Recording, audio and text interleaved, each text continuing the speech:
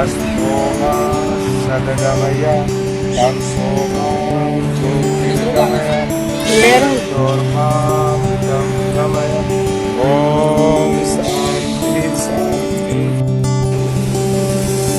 मेरुदंड को जितना देर बैठेंगे हम लोग बिल्कुल सीधा बैठने का अभ्यास करेंगे। कोई भी बच्चा कमजोर नहीं लगता है। तो कमजोर बच्चा जो होगा वो करना ऐसे कर लेगा, ऐसा नहीं करना, सीधा बिल्कुल बैठेंगे। और आप अपनी शक्ति आंकिए कि मैं कितना सक्षम हूँ।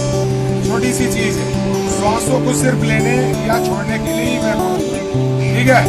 तो थोड़ा देर के लिए कम से कम हम लोग क्या करेंगे, भस्त्रिका प्राणायाम। सबसे पहला प्राणायाम है भस्त्रिका प्राणायाम। भस्त्रिका प्राणायाम करने के लिए लयबद्ध श्वासों को बार बार कंटिन्यू फेफड़े में भरना। सिर्फ एक ही मकसद, कंटिन्यू श्वासों को फेफड़े में एक लय के साथ भरना, स्लो मीडियम फास्ट। तो अगर आप जो श्वास अंदर भर रहे हो तो मन में ऐसा विचार करें कि जो हम श्वास ले रहे हैं, जो प्राण ले रहे हैं, उस प्राण के साथ हमारा बाहरी जो शक्तियां हैं वो शक्ति भी अंदर से, दिव्य शक्ति भी हमारे अंदर समाहित हो रही है। और वो जो दिव्य शक्ति हमारे अंदर आ रही है तो प्रकाशमय कर रही है। तो हमारा पूरा शरीर क्या हो गया, प्रकाशमय हो गया। तो प्रकाश में कहीं अंधकार नहीं रुकता है। उसी प्रकार जब हमारे श्वास फेफड़े में भर जाते हैं तो हमारे पूरे सेल को, पूरे बॉडी को क्या चाहिए होता है, क्या चाहिए, ऑक्सीजन चाहिए। हमारे पूरे शरीर किस चीज से चलता है, ऑक्सीजन के जरिए चलता है। जब आप लोग देखते होइएगा कि कोई आदमी सीरियस हो जाता तो क्या करता है, सबसे पहले डॉक्टर उन्हें ऑक्सीजन लगा देता है या वेंटिलेटर लगा देता है। तो सबसे पहले हमारा श्वास बंद हो जाता है। जो लोग का लंबा गहरा श्वास हमेशा लेते हैं वो व्यक्ति की श्वासों की कमी कभी नहीं होगी और वैसे लोग बीमार भी कम पड़ते हैं। अमूमन जो हम लोग श्वास अंदर भरते हैं वो क्या है, वो छोटा श्वास भरते हैं। तो 500 ml का ऑक्सीजन लेते हैं, आधा लीटर सब। और जब हम लंबा गहरा श्वास लेते हैं, डीप ब्रीथिंग करते हैं अंदर, तो कितना गया, 5000 ml गया। कितना, 5000 ml ऑक्सीजन हमारे बॉडी के अंदर चला गया। तो पूरा जब ऑक्सीजन जब अंदर चला जाता है तो हमारा पूरा सेल को ऑक्सीजन सप्लाई कर देता है। तो हमारा उसी प्रकार श्वासों को क्या करना है, कंटिन्यू फेफड़े में भरना, छोड़ने पर ध्यान नहीं देना। सिर्फ श्वासों को अपने अंदर भरने का प्रयास करेंगे। तो ज्यादा नहीं करेंगे लेकिन थोड़ा करेंगे, मेरे साथ करने का प्रयास करेंगे। मेरुदंड बिल्कुल सीधा रखेंगे, दोनों हाथों को इस प्रकार रखेंगे। काम वही होगा, जिन बच्चों को चक्कर आता होगा वो तेजी के साथ नहीं करेंगे। जिन लोगों को अस्थमा की बीमारी होगी वो लोग तेजी के साथ नहीं करेंगे, तो धीरे धीरे। तो हम स्लो भी करेंगे, मीडियम भी करेंगे और फास्ट भी करेंगे। आप लोग को तीनों तरह का मैं करके दिखाता हूँ। जो स्लो करेंगे वो क्या करेंगे,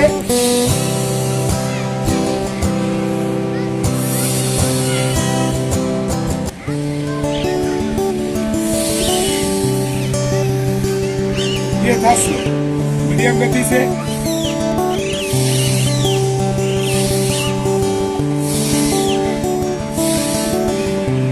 धीमी गति से,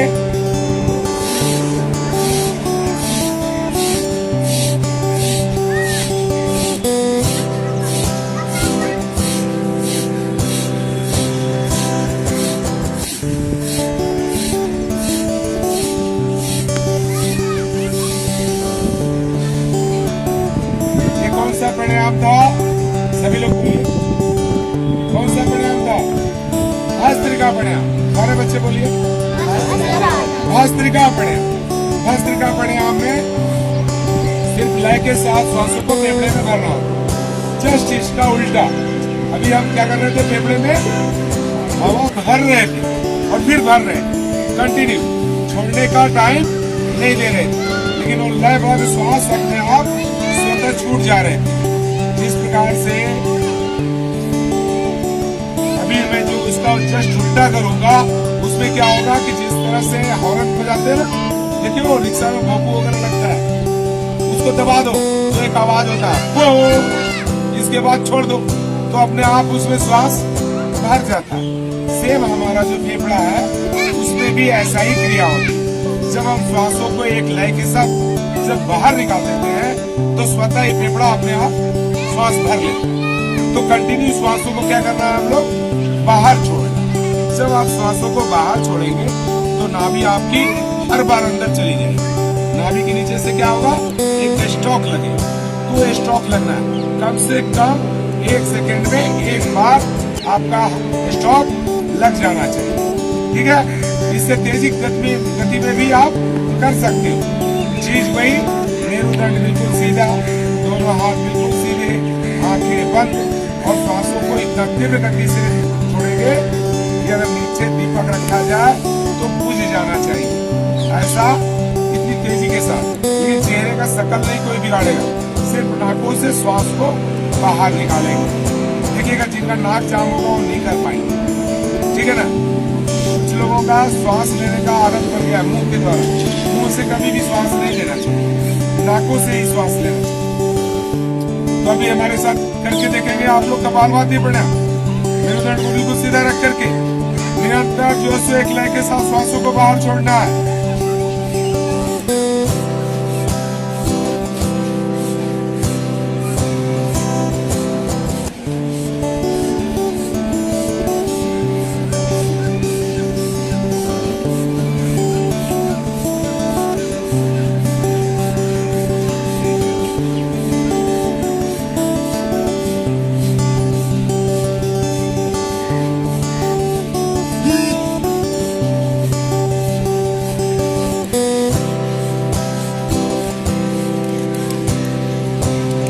प्रकार से कपालभाति प्राणायाम कम से कम एक स्वस्थ व्यक्ति जो 10 साल से ऊपर के बच्चे हैं उन लोगों को 5 मिनट तो कम से कम करना चाहिए, नहीं तो 10 मिनट 15 मिनट, और जिनको बीमारी हो गई उनको तो 15 मिनट करना चाहिए।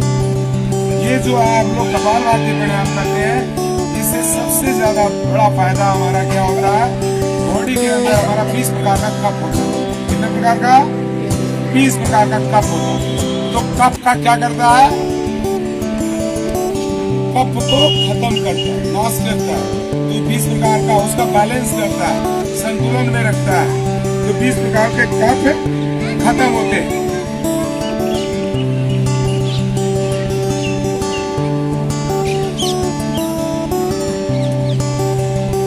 कफ क्या होते हैं, खत्म होते हैं। हमारे शरीर में किसी भी प्रकार का ट्यूमर, शरीर के अंदर ट्यूमर हो गया, समझते ट्यूमर, गिल्टी, शरीर के किसी भी भाग में गिल्टी हो गया तो उसमें भी ये सीधा बैठिए। आपके जैसा कोई कर रहा है कोई बच्चा, यही डिसिप्लिन देखा जाता है बच्चों को। आप कितने डिसिप्लिन वाले बच्चे हो, ठीक है। सीधा बैठेंगे, जो मैं कह रहा हूँ वही करेंगे। तो ऐसा जो है, क्या बता रहे थे हम लोग, गिल्टी के लिए बहुत अच्छा। जिन लोगों को कैंसर है उन लोगों के लिए, हार्ट का ब्लॉकेज है उनके लिए भी ये क्या होता है, जिनका हार्ट ब्लॉकेज हो रहा है 30% ब्लॉकेज आपका 3 महीना आप करो कंटिन्यू, आधा घंटा सुबह, आधा घंटा शाम, 30% तक ये ब्लॉकेज तक को खोलने की शक्ति है इसके अंदर। तो ये कपालभाति प्राणायाम आप लोगों ने किया। और पहला कौन सा कराया आपको, भस्त्रिका, सभी बोलिए। दूसरा क्या करवाया, कपालभाति प्राणायाम। और तीसरा मैं बाह्य प्राणायाम के बारे में बताता हूँ। बाह्य प्राणायाम में करना क्या होता है, श्वासों को क्या करेंगे, बाहर निकालेंगे। श्वासों को बाहर जब निकालते हैं और श्वासों को बाहर ही रोक देते हैं तो उसको क्या बोलते हैं, बाह्य कुंभक। क्या बोलते हैं, बाह्य कुंभक। श्वासों को बाहर निकालकर और बाहर ही रोक देना उसको बोलते हैं बाह्य कुंभक। इसके बाद 3 प्रकार का बंध लगाते हैं। कौन कौन सा बंध लगाते हैं, मूल बंध, उदयन यान बंद और जालंधर बंद। कहाँ से लगता है वो आप लोग को बता रहा हूँ, जो डिटेल में बताएंगे आप लोग को तब ध्यान रहेगा। जो हमारा मल द्वार है, मल द्वार से ठीक 2 इंगुल ऊपर हमारा मूलाधार चक्र होता है। क्या होता है, मूलाधार चक्र होता है। वहाँ पे अंधकार ही अंधकार है, समझे। तो वहाँ से मूल बंद रखता है। जब उसको हम ऊपर की तरफ, जो मल द्वार को ऊपर की तरफ खींचते हैं तो उसको बोलते हैं मूल बंद। क्या बोलते हैं, मूल बंद। और पेट को जब हम अंदर की तरफ खींच करके रखते हैं तो पेट के पास से पावर लगता है, तो यहाँ से उदयन यान बंद लगता है, नाभि मंडल के पास। और गले के पास से श्वास को रोक करके रखे हुए, बाहर रोका है ना श्वास को, ले नहीं रहे हैं तो वो श्वास यहाँ से रोक रखा है, तो इसको बोलते हैं जालंधर बंद। क्या बोलते हैं? जालंधर बंद। तो तीनों जहाँ तीन बंद लग जाते हैं प्राणायाम के अंदर, उसको बोलते हैं महाबंद। क्या बोलते हैं? महाबंद। तो ये महाबंद के साथ करने से हमारा जो लाभ होता है ये दुगना हो जाता है। उसके फायदे क्या होते हैं? खास करके जो मल द्वार और मूत्र द्वार से जुड़ी हुई तमाम बीमारी आपकी क्योर होती है, उसमें सारी बीमारी आ जाती है। जितने भी नए नवयुवक लड़कों को ज्यादातर वो बीमारी आती है, रोग वो भी ठीक होती है। प्लस जो है सो कुछ लोगों का पाइल्स की बीमारी है वो भी ठीक होता है, कुछ लोगों का बुद्धा भ्रंश, योनि भ्रंश, इस प्रकार की तमाम बीमारियां हमारा क्योर होता है। बार बार पेशाब आता है, ये भी एक प्रकार की बीमारी। तो वो सारी चीज और पेट तो ठीक होता ही होता है। ठीक है, तो हमारे साथ सारे लोग करेंगे। तो अभी क्या करेंगे? सबसे पहले श्वासों को बाहर निकालेंगे।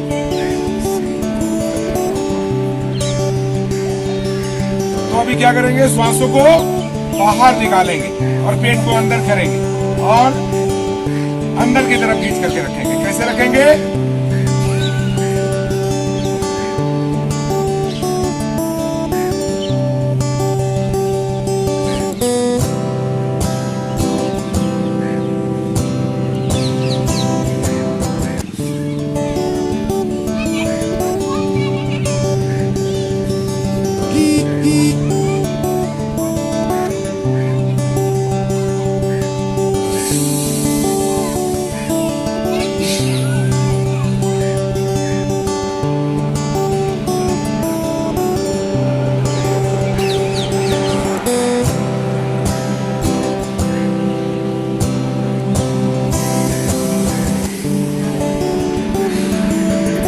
कौन सा प्राणायाम था? बाह्य प्राणायाम। कौन सा प्राणायाम? बाह्य प्राणायाम। बाह्य प्राणायाम, वेरी गुड। ये बच्चा याद करके रखा है। कौन सा प्राणायाम? बाह्य प्राणायाम। तो बाह्य प्राणायाम के बारे में आप लोगों को बताया। इसके बाद उज्जाई प्राणायाम के बारे में बताया। उज्जाई प्राणायाम करने के लिए क्या करते हैं? श्वासों को लेते समय गर्दन को बिल्कुल सिकोड़ लेते हैं। जितना छोटा से छोटा आप गर्दन को बना लेते हैं। फिर श्वासों को जो लेते हैं उसका आसपास हमारा कहाँ होना चाहिए? गले के रास्ते से होना चाहिए। श्वासों को ले लिए और फिर अंदर में, फेफड़े के अंदर में श्वासों को रोक के रख देते। क्या करते हैं? श्वासों को रोक के रख देते। तो उसको क्या बोलते हैं? अंतः कुंभक। बाहर रोका था तो बाह्य कुंभक, और अंदर रोक लिया तो कौन सा कुंभक? अंतः कुंभक। तो अंतः कुंभक लगा करके श्वासों को फेफड़े में रोकेंगे। और जब श्वासों को छोड़ने की आशंका होती है तो दाहिनी नाक को हम क्या करते हैं? अंगूठे से बंद कर देते और बाईं नासिका से श्वासों को बाहर निकाल देते हैं। तो उज्जाई प्राणायाम करेंगे अभी हम लोग। उज्जाई प्राणायाम कैसे करना है? हमारे साथ सारे बच्चे करेंगे।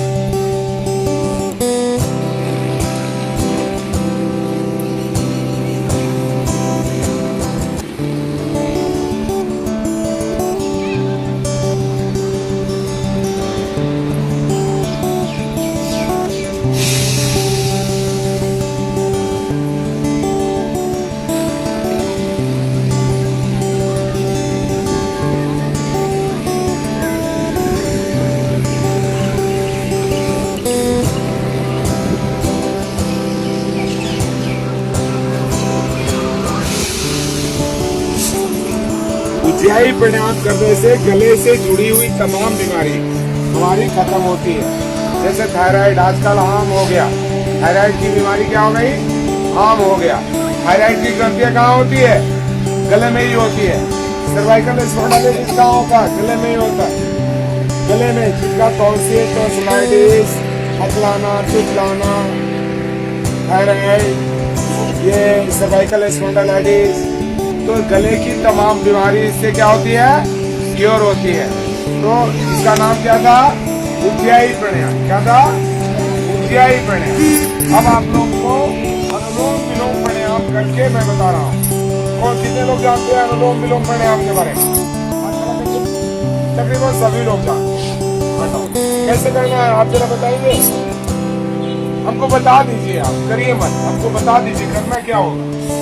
जैसे एक हाथ में पकड़ के यहाँ एक हाथ से एक नाक को दबाना है, हाँ उसके बाद सांस लेना है, उसके बाद दूसरे नाक से छोड़ना है, हाँ। फिर उसी नाक से दबाना। ऐसा आप बोलेंगे तो कोई समझेगा कैसे? और कौन अच्छा से एक्सप्लेन कर सकते हैं? अच्छा से एक्सप्लेन, वो जानता बट एक्सप्लेन नहीं कर पाता, तो इसको एक्सप्लेन कीजिए सही ढंग से क्या नियम है, ताकि जो लोग नहीं जानते हैं वो लोग आपके बताने के अनुसार वो कर सकें।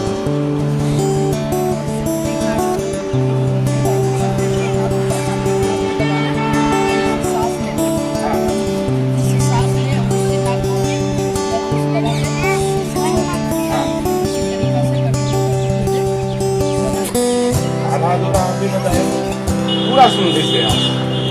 क्या करना है आपने, सबसे पहले किसी भी मुद्रा में, किसी भी आसन में बैठ जाना, कोई भी मुद्रा लगा लेना, ध्यान मुद्रा ही लगा लीजिए। ध्यान मुद्रा लगा लेंगे, वायु मुद्रा लगा हो गया ठहरिए ज़्यादा अपने अच्छा होगा।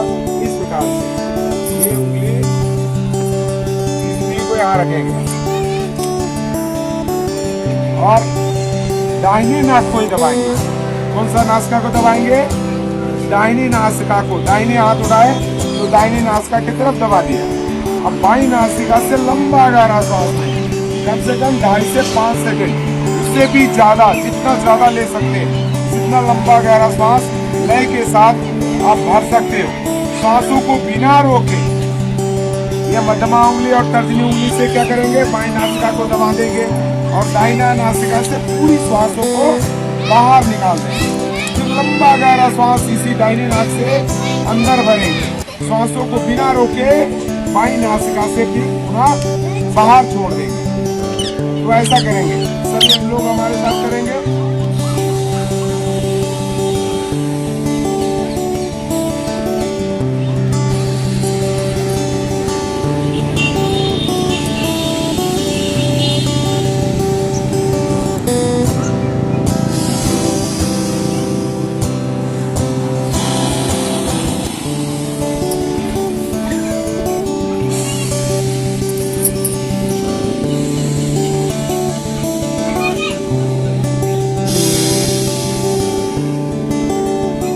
इसका नाम क्या है? सभी बच्चे बोलो, अनुलोम विलोम। अनुलोम विलोम प्राणायाम। प्राणायाम किसे कहते हैं, कोई बच्चा है बताएगा? प्राणायाम किसे कहा जाता है? प्राणायाम, प्राण को आयाम देने वाला, वो हम लोग क्या कहते हैं? प्राणायाम। तो हमारे जो प्राण वायु चल रहे होते हैं, जो ऑक्सीजन आपके अंदर चल रहे होते हैं, इसको आराम कौन देता है? यही प्राणायाम उसको रिलैक्स करता है, उसको सही करता है। तो इसलिए इसका नाम है प्राणायाम। सांसों पे क्या करना? नियंत्रण करना। बच्चे चलो सीधा बैठो। तो इसका नाम है, इसलिए बोलते हैं इसको प्राणायाम। फिर हम अनुलोम विलोम किए, आप भ्रामरी प्राणायाम करेंगे। सारे बच्चे दोनों अंगूठे से कान को बंद करेंगे, 3 उंगलियों से आंखों को ढक लेंगे, 2 उंगली मेडिटेशन के लिए ऊपर रखेंगे और ओम का उच्चारण करेंगे। मुंह को बंद करके रखेंगे, सिर में एक वाइब्रेशन होना चाहिए, सिर्फ ओमकार का ध्यान करना है और भौरे के जैसा गुंजन करना है। स्टार्ट।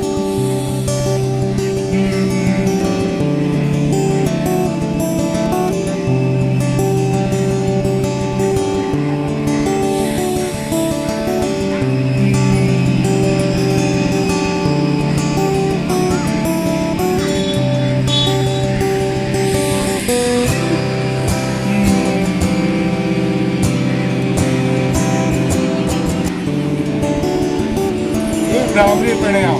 भ्रामरी प्राणायाम करने से क्या फायदे होते हैं?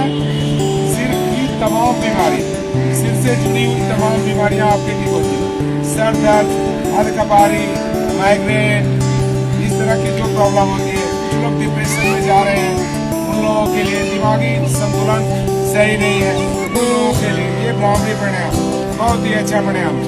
तो डेली कितना, कम से कम 7 बार करना चाहिए और जो लोग बीमार हैं उनको कम से कम 21 बार करना चाहिए, मानसिक संतुलन करने के लिए। मन को एकाग्र करने की। इसके बाद करेंगे हम लोग उद्गीत प्राणायाम। उद्गीत प्राणायाम में दोनों हाथों को सीधा रखेंगे, सारे बच्चों सीधा बैठेंगे, लंबा गहरा श्वास लेंगे, जो शुरू में आप लोगों ने किया था उद्गीत प्राणायाम। उद्गीत प्राणायाम में लंबा गहरा श्वास लेना है और ओमकार का उच्चारण करना है। स्टार्ट।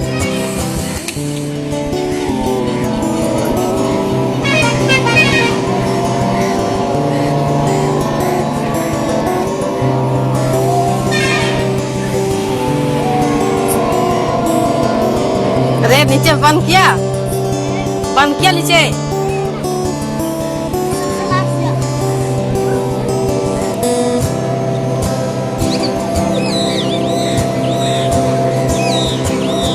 आंखों को बंद ही रखना है, फिर ध्यान मुद्रा करेंगे। आंखों को बंद रखिएगा, सिर्फ मेरी बातों को सुनते रहेंगे, लेकिन आंखें आपकी बंद रहेगी। मेरुदंड बिल्कुल सीधा रहेंगे, दोनों हाथ बिल्कुल सीधा, बिल्कुल मौन हो जाएंगे। श्वासों पे नियंत्रण करेंगे। कम से कम जितना स्लो श्वास आप अंदर फेफड़े में भर सकते हो और श्वासों को जितना स्लो श्वास आप बाहर छोड़ सकते हो, अपने ध्यान को उन श्वासों के ऊपर टिका देंगे। अगर अष्ट चक्रों का ध्यान है तो अपने अष्ट चक्रों का ध्यान करेंगे। मूलाधार चक्र, मणिपुर चक्र, अनाहत चक्र, विशुद्धि चक्र, आज्ञा चक्र, सहस्त्र चक्र, इस चीज पे ध्यान को टिका देंगे।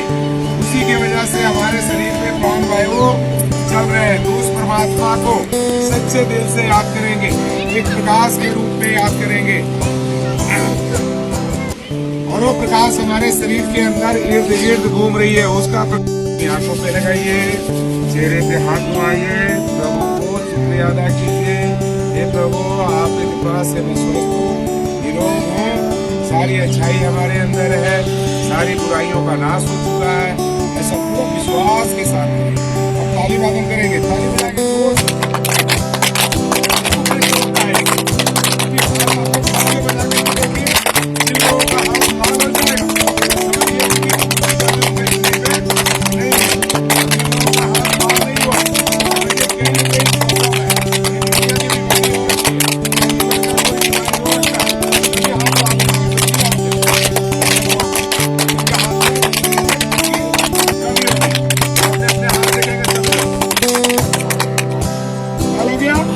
आप लोग सारे यंग बच्चे हो और सारे लोगों में खून की प्रचुर मात्रा में खून बना हुआ है। तो अभी सिंहासन करेंगे।